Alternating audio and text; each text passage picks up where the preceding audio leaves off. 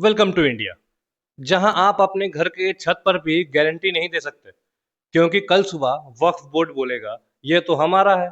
Red fort से लेकर गली के स्कूल तक वक्फ ने हर जगह अपना हाथ मारा। और जब सवाल उठता है तो सेक्युलरिज्म का कार्ड आ जाता है। भाई इंडिया तो सेकुलर है, तो ये वक्फ बोर्ड का ओरिजिन कहाँ से हुआ? वक्फ सिस्टम इस्लामिक वर्ल्ड से आया था 8th सेंचुरी में, 8वीं शताब्दी में। किसी भी प्रॉपर्टी को अल्लाह के नाम पे दान कर दिया जाता और उसका यूज होता रिलीजियस या चैरिटेबल कॉज के लिए।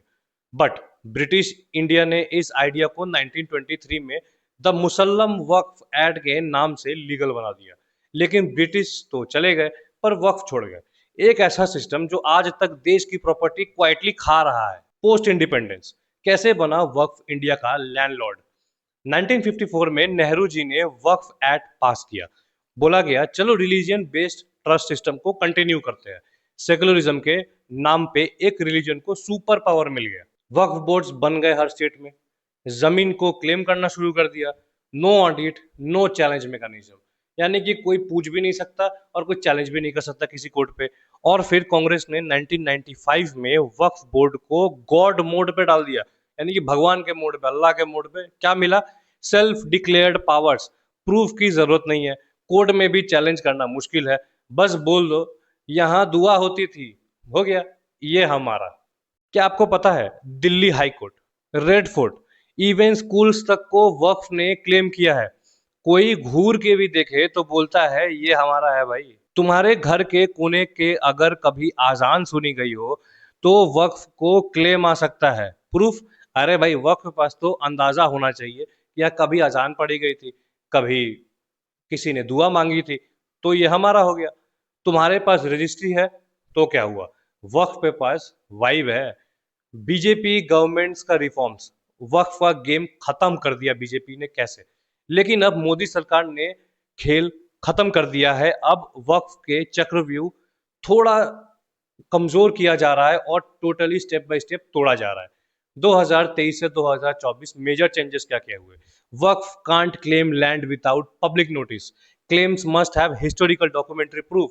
Citizens can now legally challenge Waqf claims. All Waqf data to be digitized and made public. No automatic ownership by just declaring as its Waqf.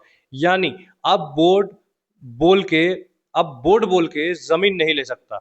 आंख बंद करे, दुआ करो, जमीन ले लो, या बिजनेस मॉडल बंद।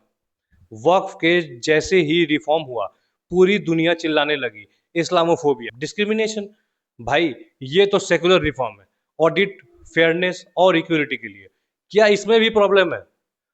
अब तक हिंदू इंस्टीट्यूशन सेकुलर बने हुए थे, सबको एंट्री, सबको एजुकेशन, मदरसा दरवाजा बंद। अब जब आसाम सीएम ने बोला सिलेबस दिखाओ, फंडिंग चालू करेंगे, तो जवाब आया नो नीड। तो भाई क्या हो रहा है? मदरसा में आप पढ़ा क्या रहे हो? उसमें सिलेबस क्या है? डॉक्टर बना रहे हो, मौलाना बना क्या रहे हो? 30,000 plus illegal madrasas found in UP, Bihar, West Bengal. Multiple terror links trace to madrasa founding in Assam and Kerala. सारे टेरर लिंक्स मदरसा में फाउंड किए गए। आज तक के जितने आतंकवाद, जितने सारे प्लानिंग हो रहे हैं, किसी न किसी मदरसा में ट्रेस किए गए। आरटीआई शो कर रही है कि वक्फ 6 लाख करोड़ इंडिया में second largest land holder after defence है, यानी कि आर्मी के पास सेकेंड लार्जेस्ट अगर किसी के पास लैंड है इंडिया में तो वो है वक्फ पास। यानी कि बस रेलवे के पास भी उतनी जमीन नहीं है जितना वक्फ के पास है। अगर वक्फ बोर्ड मुस्लिम्स के लिए है तो हिंदू, सिख, क्रिश्चियन के लिए क्या? वक्फ का फंड ऑडिट क्यों नहीं? लव जिहाद, टेरर फंडिंग का एलिगेशंस के बाद भी काम चालू क्यों?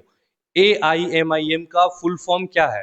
ऑल इंडिया मजीज ए इतिहादुल मुसलिम, सिर्फ एक कम्युनिटी का इतिहाद के लिए। जमात इस्लाम, जिसका रोल बांग्लादेश को ग्रेवयार्ड बनाने में भी था, वही आइडियोलॉजी इंडिया में एनजीओ बनकर काम कर रही है। क्यों भाई?